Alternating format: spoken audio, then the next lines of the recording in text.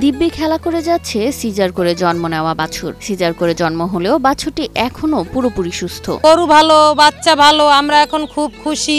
আমরা কিছুই পাইতাম না, এখন সবই ফিরে পেলাম। স্বাভাবিকভাবে বাচ্চা না হওয়ায় গাভীকে সিজার করিয়ে বাচ্চা প্রসব করিয়েছিলেন বরিশালের এক প্রাণী সম্পদ সার্জন। মানুষের মতো সার্জারি করলেও বর্তমানে একদম সুস্থ আছে গাভী ও বাচ্চাটি, এমনটাই জানান প্রাণী সম্পদ সার্জন। গত এপ্রিল মাসের 13 তারিখে আমরা একটি সিজার করি এখানে আর কি। সিজার করার পর থেকে এখন পর্যন্ত গাভী বাচ্চা দুটোই সুস্থ আছে।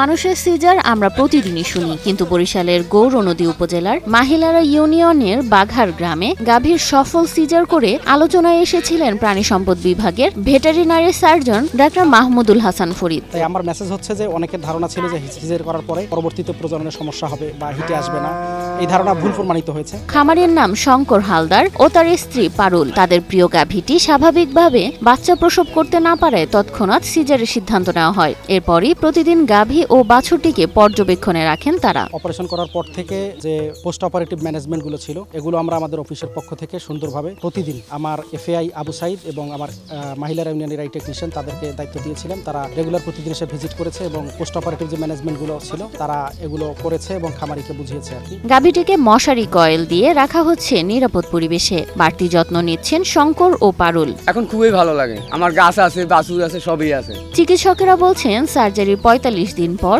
গাভী আবারও গর্ভধারণে সক্ষম। এরই মধ্যে সে প্রস্তুত হয়ে গেছে।